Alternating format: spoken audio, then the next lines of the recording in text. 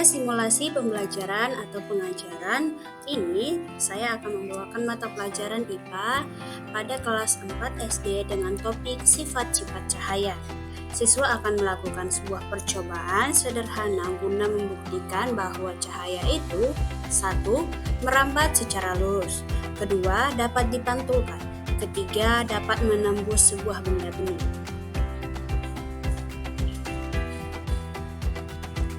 Apakah tujuan dari simulasi pembelajaran ini? Tujuannya yakni adalah pertama, siswa mampu menyebutkan minimal 2 sifat dari cahaya. Kemudian, siswa juga mampu melakukan sebuah percobaan yang sederhana tentang cahaya tersebut. Dan yang ketiga, siswa mampu menyampaikan sebuah hasil pengamatannya. Dan yang keempat, siswa dapat berpartisipasi sesuai dengan kemampuan mereka masing-masing. Nah, kita masuk pada langkah-langkah pembelajaran pada simulasi ini. Yakni ada pertama pendahuluan yang dilakukan selama 10 menit idealnya. Terdapat 3 kegiatan, yakni adalah menyapa siswa kita, melakukan apersepsi menggunakan gambar, lampu, dan juga bayangan. Kemudian ada menyampaikan tujuan dari pembelajaran tersebut. Nah, langkah kedua yakni adalah pada kegiatan inti akan dilakukan idealnya 45 menit. Seperti kegiatannya yakni pertama menonton video pendek tentang cahaya tersebut, kedua melakukan percobaan kelompok dengan 3 kali percobaan, kemudian ada diskusi dan juga presentasi hasil dari percobaan yang dilakukan oleh mereka. Langkah ketiga yakni penutup dari pembelajaran tersebut yang idealnya dilakukan selama 10 menit. Di mana ini ada 3 kegiatan. Pertama menyimpulkan bersama dengan siswa yang telah kita ajarkan. Kemudian kedua refleksi dari pembelajaran tersebut yang sudah dilakukan, dan yang ketiga memberikan penguatan serta tugas kepada siswa guna mereka dapat memahami pembelajaran tersebut lebih lagi. Oke, mari kita masuk ke dalam strategi agar pengoptimalan pembelajaran ini dapat dilakukan pada kelas tersebut. Strateginya yang digunakan ada beberapa, di sini saya cantumkan yang menurut saya dapat kita lakukan. Pertama yakni adalah pembelajaran yang kooperatif atau kelompok heterogen. Nah, kedua ada pembelajaran yang berbasis eksperimen seperti yang sudah tadi dijelaskan. Kita akan melakukan strategi pembelajaran dengan eksperimen ini, teman-teman. Nah, ketiga ada strategi Universal Design for Learning atau UDL. Dan yang keempat, media visual dan demonstrasi yang kita lakukan secara langsung, baik dengan digital atau dengan bendanya yang nyata. Lantas apa media yang dapat kita lakukan guna pengoptimalan pembelajaran tersebut? Di sini saya membuat ada beberapa, yakni pertama ada senter, ada karton yang berlubang, ada cermin, gelas yang bening beserta airnya, kemudian gambar, video pendek, dan juga lembar kerja yang adaptif. Nah, kita akan melakukan adaptasi dan juga modifikasi untuk siswa yang memiliki kebutuhan khusus, bukan? Karena ini adalah kelas untuk mereka. Lantas apa saja? Yakni untuk siswa kita yang mengalami gangguan pendengaran, kita dapat melakukan dengan cara instruksi tertulis dan juga visual. Contohnya kita membuat dalam suatu kertas dengan tulisan font yang besar agar mereka dapat melihat, karena mereka cenderung tidak bisa mendapatkan pendengaran yang baik dari mungkin video yang sudah kita tampilkan begitu. Dan yang kedua, video dengan teks yang ukurannya itu fontnya besar-besar agar mereka dapat melihat tersebut dengan jelas dan memahami proses pembelajaran ini dengan baik. Nah, untuk siswa yang low vision, kita dapat menggunakan cara yang pertama, alat berukuran besar atau kontrasnya tinggi. Misalnya video nih yang kita gunakan, video tersebut ukuran dari fontnya juga harus besar dan kontras pada videonya dinaikkan sedikit, seperti itu. Kemudian yang kedua, instruksi dibacakan dengan jelas.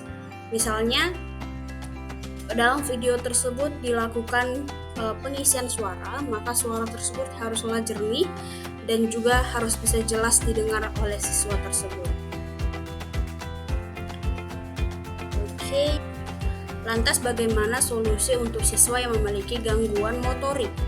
Yang pertama, diperbolehkan dibantu oleh teman sebayanya, karena ada kemungkinan bagi siswa tersebut lebih mengerti bahasa temannya sendiri atau bahasa teman sebaya, guru teman sebaya daripada bahasa yang digunakan oleh si guru. Karena dengan teman sebaya yang mereka ajarkan, mereka merasakan kedekatan yang berbeda dengan sang guru. Dan bahasanya juga mudah dimengerti oleh mereka. Yang kedua, fokus pada pengamatan, bukan memegang alat-alatnya. Jadi kita berikan observasi saja untuk proses pembelajaran tersebut dan bukan untuk memegang si alat-alatnya.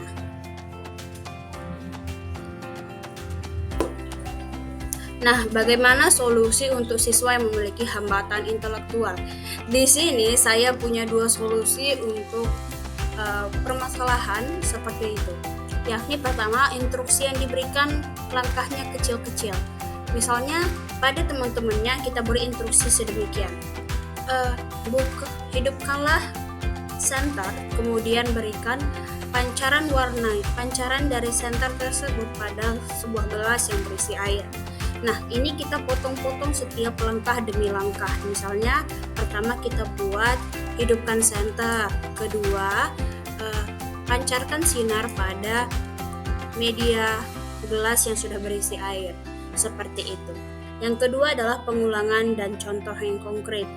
Nah, di sini sama seperti yang tadi, setiap instruksi kita ulang agar siswa tersebut mendengar dan memahami instruksi tersebut, lalu berikan contoh kepada mereka secara langsung.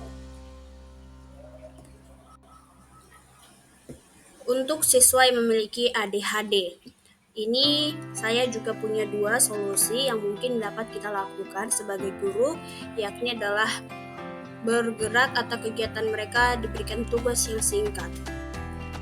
Kemudian kedua adalah pengingat verbal singkat dan fokus. Jadi ketika mereka mengalami sebuah gangguan, kita fokuskan pandangan mereka atau kita fokuskan lagi dia untuk pada percobaan tersebut.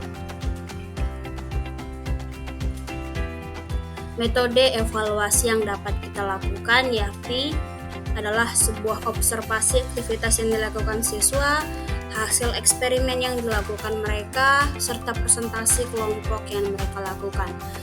Kemudian ada juga penilaian alternatif seperti gambar atau rekaman suara bagi siswa yang kesulitan menulis.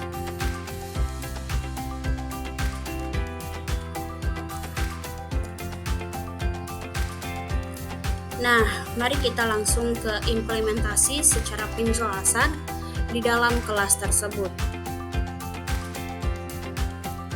Persiapan kelas.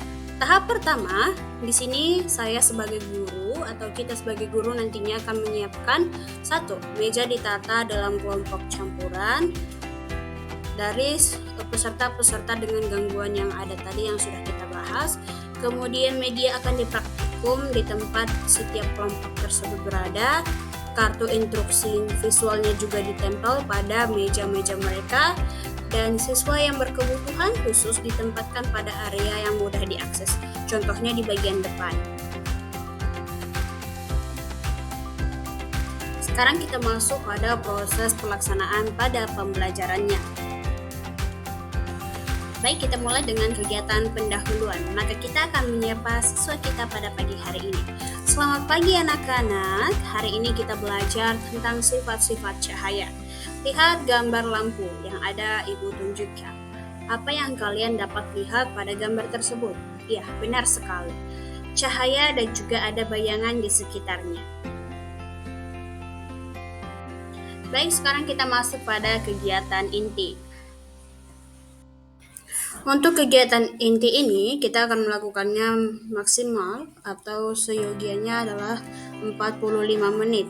Yang pertama adalah untuk menonton video pendek tentang cahaya tersebut. Kedua, melakukan percobaan sebanyak 3 percobaan. Kemudian ada diskusi serta presentasi akan hasil percobaan yang dilakukan oleh siswa. Kemudian masuk kepada penutup dari pembelajaran tersebut. Pada penutup, kita akan melakukannya seminimal 10 menit dan ada kegiatan untuk menyimpulkan bersama, melakukan refleksi yang singkat bersama, serta memberikan penguatan dan juga tugas bagi mereka. Kita masuk pada eksperimen yang dilakukan oleh siswa. Pada percobaan pertama, cahaya merambat lurus. Di sini, setiap kelompok 1, 2, 3 mengambil senter dan karton yang berlubang. Kemudian mengarahkan senter tersebut ke arah lubang yang ada. Lalu, apakah yang terjadi? Ya, cahaya hanya terlihat jika lubangnya sejajar atau artinya cahaya dapat merambat secara lurus. Percobaan kedua, yakni cahaya dapat dipantulkan. Di sini siswa akan menggunakan cermin kecil yang diarahkan pada senter ke cermin. Kemudian cahaya akan memantul. Ini akan menunjukkan sifat cahaya yakni refleksi cahaya. Pada eksperimen yang ketiga, yakni adalah cahaya menembus benda bening. Di sini siswa akan mengambil sebuah gelas bening, kemudian cahaya akan tetap melewati air tersebut. Berarti benda tersebut dapat menembus benda bening. Nah, di sini siswa juga akan melakukan presentasi singkat oleh kelompok mereka. Kelompok 1 silahkan untuk menjelaskan hasil percobaan dari kalian. Nah, kemudian setelah mereka menyampaikan presentasi mereka, maka kita akan beri sebuah apresiasi. Contohnya demikian, bagus, itu bukti bahwa cahaya dapat merambat secara lurus. Dari kegiatan hari ini, kita tahu bahwa cahaya dapat merambat lurus, memantul, dan menembus benda bening. Dalam proses pembelajaran tersebut, tentu kita sebagai guru harus memberikan sebuah dukungan atau motivasi kepada mereka yang memiliki kebutuhan khusus. Maka dalam kegiatan tersebut kita akan memberi dukungan seperti menyediakan kartu visual untuk siswa tunarungu, memberikan sebuah alat percobaan besar bagi siswa yang low vision, memberikan tutor sebaya bagi teman yang memiliki gangguan motorik, menyederhanakan bahasa untuk siswa dengan hambatan intelektualnya, dan mengarahkan perhatian agar siswa yang memiliki gangguan ADHD dapat fokus pada kode nonverbal.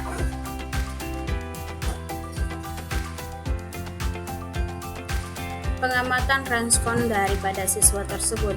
Dari pengamatan yang sudah dilakukan dari proses pembelajaran tersebut, maka kita dapat melihat bahwa siswa akan terlihat antusias dengan percobaan yang dilakukan mereka, karena mereka melakukan percobaan tersebut dengan bersama-sama tanpa melihat perbedaan di antara mereka. Beberapa siswa perlu waktu yang lebih lama, sehingga kita atau saya sebagai guru, kita dapat memperlambat tempo atau mengulangi setiap instruksi kepada mereka dan memberikan contoh tambahan pada setiap kegiatan dalam instruksi kegiatan tersebut.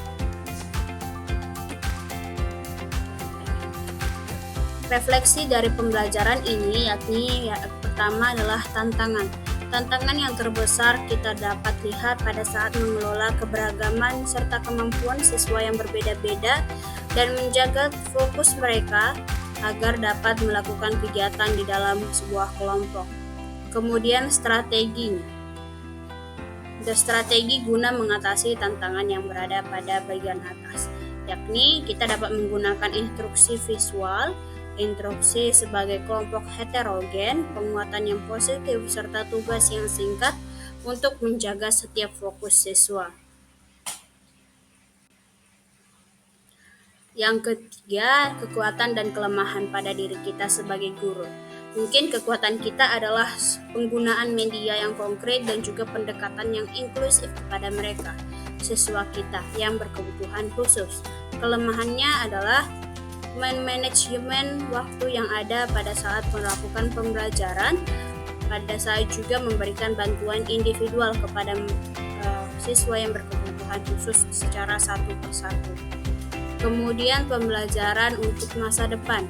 Dari pengalaman ini, kita dapat belajar bahwa siswa memiliki pentingnya waktu fleksibilitas, empati, dan juga inovasi dalam suatu pembelajaran atau pengajaran kepada siswa yang memiliki kebutuhan khusus atau kebutuhan yang beragam. Ke depan, kita sebagai guru, terutama saya, akan meningkatkan varian media digital dan juga strategi UPL. Kesimpulan dari suatu kegiatan proses pembelajaran dengan mata pelajaran IPA ini dengan strategi dan juga metode pembelajaran yang diambil yakni adalah sebuah percobaan atau eksperimen. Yakni pembelajaran di kelas inklusif memerlukan perencanaan yang matang, strategi yang fleksibel, serta adaptasi yang sesuai dengan kebutuhan setiap siswa yang memiliki kemampuan yang berbeda-beda tentunya. Melalui penggunaan media yang konkret, pendekatan yang kooperatif dengan siswa, serta dukungan tambahan bagi siswa yang berkebutuhan khusus, maka proses belajar dapat berlangsung secara lebih adil dan juga efektif. Pengamalan micro-teaching atau pembelajaran ini dapat menegaskan bahwasanya kita sebagai guru haruslah mampu menciptakan sebuah lingkungan pembelajaran atau lingkungan belajar yang ramah bagi siswa, responsif bagi siswa, dan memberikan kesempatan yang sama bagi setiap siswa tanpa melihat perbedaan atau memandang segi kemampuan mereka masing-masing.